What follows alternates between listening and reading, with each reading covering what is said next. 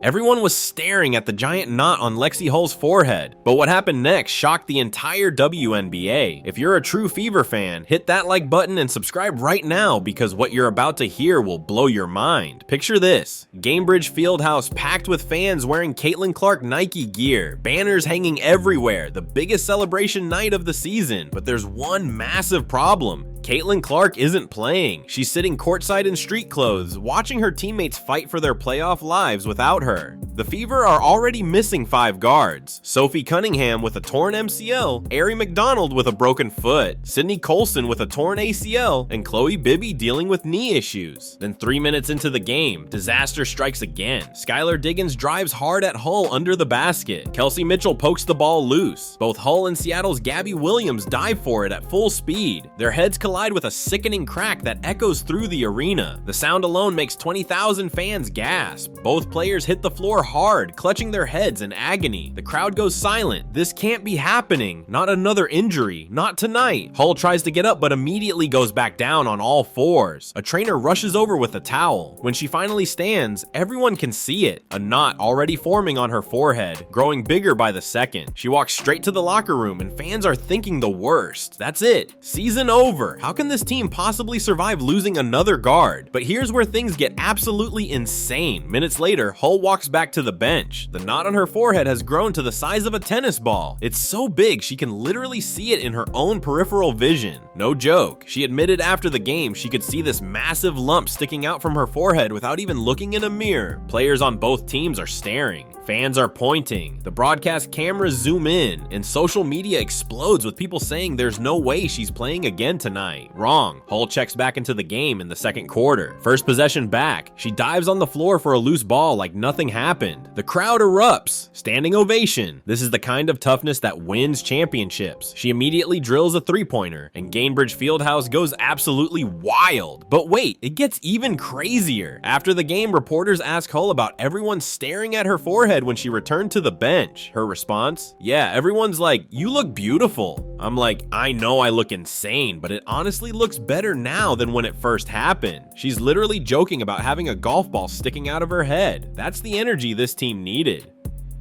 Coach Stephanie White called the collision disgusting, but said Hull epitomizes everything about this team's toughness. She never shows if she's hurt. She just gets back up and competes every single possession. Aaliyah Boston went even further, saying, "Lexie is the definition of tough. When you think of her as a player, the way she hustles, she likes to get loose balls, create extra offensive possessions. That's what she does." Now here's what nobody expected. Hull finished the game with 9 rebounds and a team best plus 31. Let me repeat that. Plus 31 with a knot the size of a tennis ball on her forehead. She completely shut down Seattle's offense while playing in lineups that looked like they were thrown together with duct tape and prayers. But Hull's toughness was just the spark. What happened next turned this game into an absolute demolition. Aaliyah Boston decided enough was enough. Without Caitlin Clark to space the floor, everything shifted inside, and Boston made Seattle pay on every single possession. She was setting up deep in the paint, using her body like a battering ram, finishing through contact with the kind of power that had Storm players bouncing off her.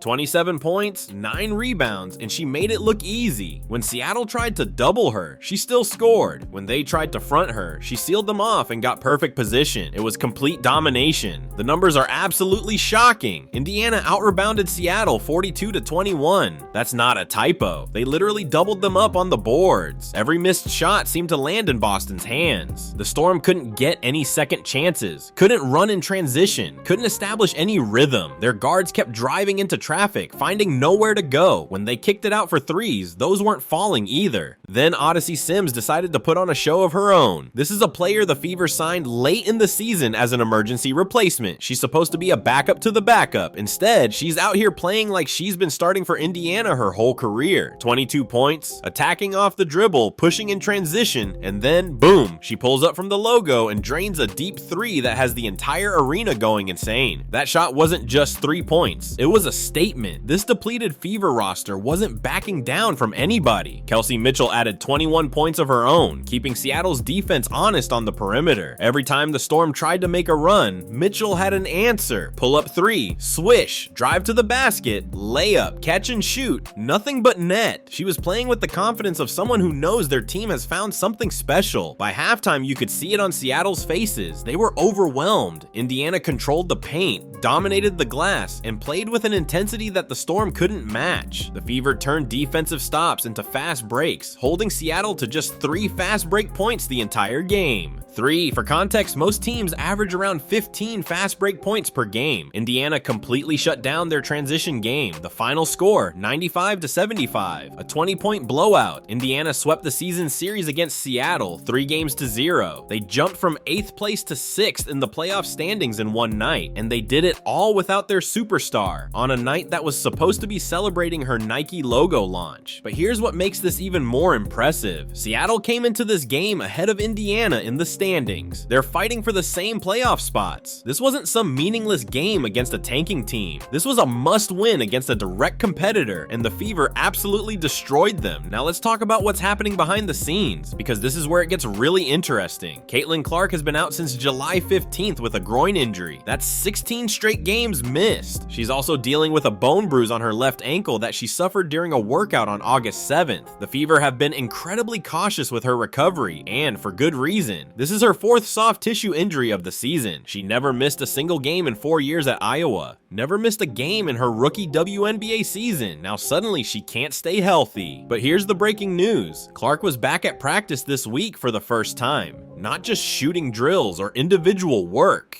Full practice, contact, defense, everything. Coach Stephanie White said before the Seattle game that Clark had been limited to walkthroughs earlier, but now they want to see her in a full practice environment. They need to test whether her body holds up to contact, how she reacts to defensive pressure, whether she can sustain her rhythm across long stretches. Multiple sources are pointing to Friday's game against the Los Angeles Sparks as her potential return date. That would give her a week to ramp up before back-to-back games against Phoenix and Minnesota, 2 teams the Fever might face in the playoffs. The timing couldn't be more critical. Think about this. Indiana has been playing without Clark, Cunningham, McDonald, Colson, and dealing with Bibby's knee issues. They've been signing players to hardship contracts just to have enough bodies for practice. They've been starting players who should be coming off the bench and playing bench players who should be in the G League, and they're still winning games like this. What happens when Clark comes back? Imagine this current team, tough as nails, playing incredible defense, dominating the paint with Aaliyah Boston, getting surprising contributions from Odyssey Sims, and then add Caitlin Clark's shooting, playmaking, and gravity on offense. Teams won't be able to pack the paint against Boston anymore. They won't be able to help off shooters. Clark's presence alone opens up driving lanes for Mitchell and creates space for Boston to operate. The Fever are currently 20th and 18th, holding onto the 6th seed. They've got 7 games left. At Los Angeles on Friday, at Golden State on Sunday, at Phoenix on September 2nd, home against Chicago on September 5th, at Washington on September 7th, and closing the season at home against Minnesota on September 9th. 5 of those 7 games are against teams either in the playoff race or already eliminated. The 2 games against Minnesota could determine playoff seeding. If Indiana can go 4-3 or better down the stretch, they're locked into the playoffs. If Clark comes back and plays at even 70% of her normal level, this team becomes dangerous.